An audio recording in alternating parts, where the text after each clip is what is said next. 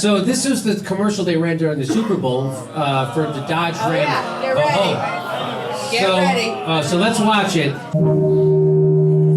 If you want to be important, wonderful. If you want to be recognized, wonderful. If you want to be great, wonderful. But recognize that he who is greatest among you shall be your servant. That's a new definition of greatness. By giving that definition of greatness, it means that everybody can be great. You don't have to know about Plato and Aristotle to serve. You don't have to know the theory of relativity to serve. You don't have to know the second theory of thermodynamics in physics to serve.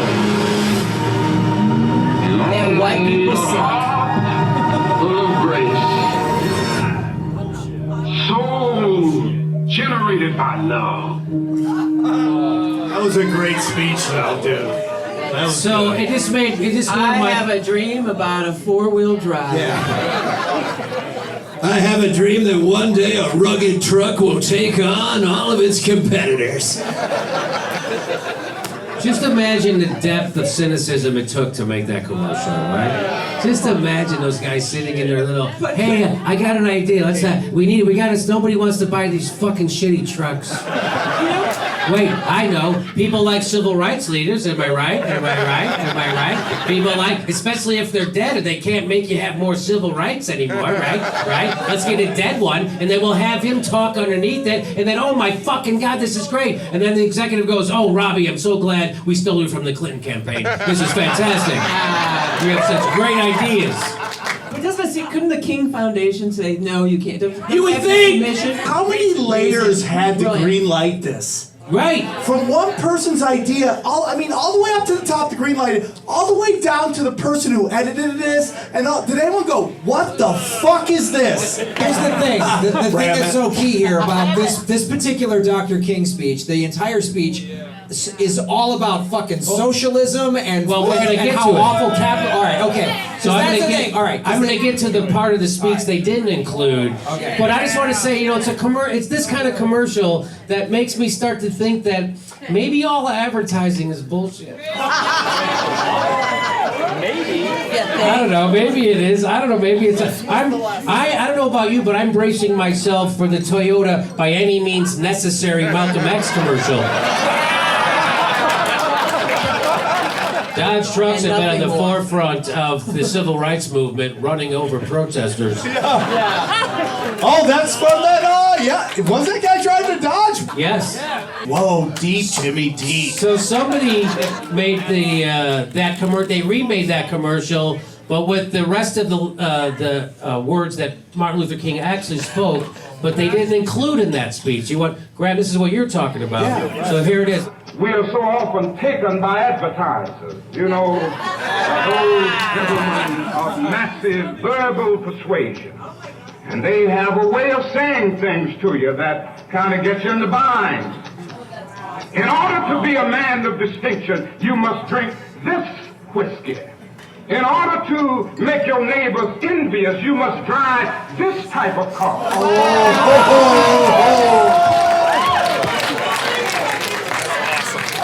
Doing the Lord's work. It's so weird that those soulless motherfuckers at the advertising agency didn't include that part.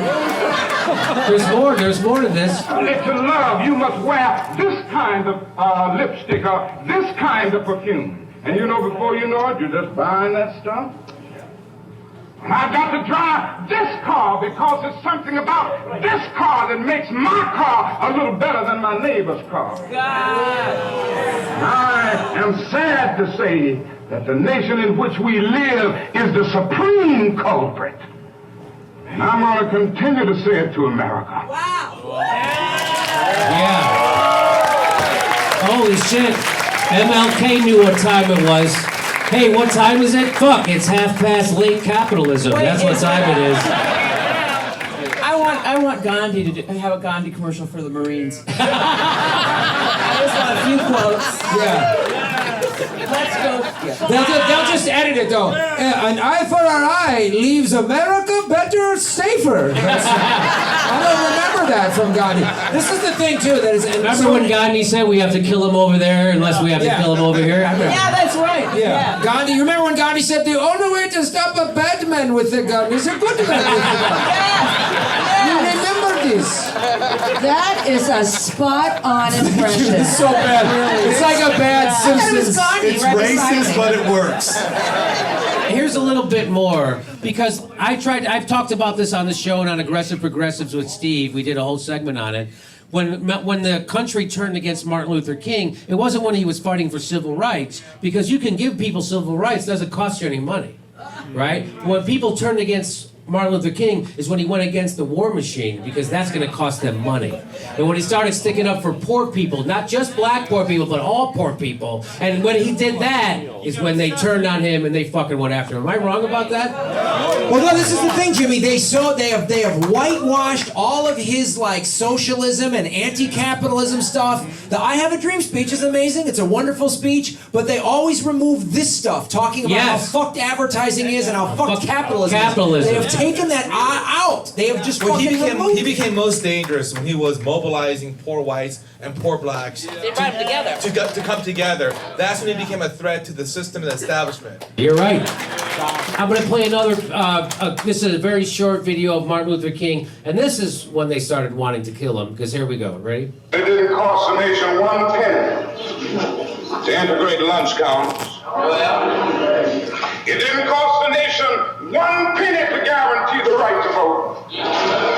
But now we are dealing with issues that cannot be solved without the nation spending billions of dollars and undergoing a radical redistribution of economic power. Yeah. And that's when it was Unbelievable. When he was talking about a radical redistribution of economic power, which is what we need right now in this country. And by the way, if Martin Luther King had a YouTube channel, it would be demonetized. You're damn right.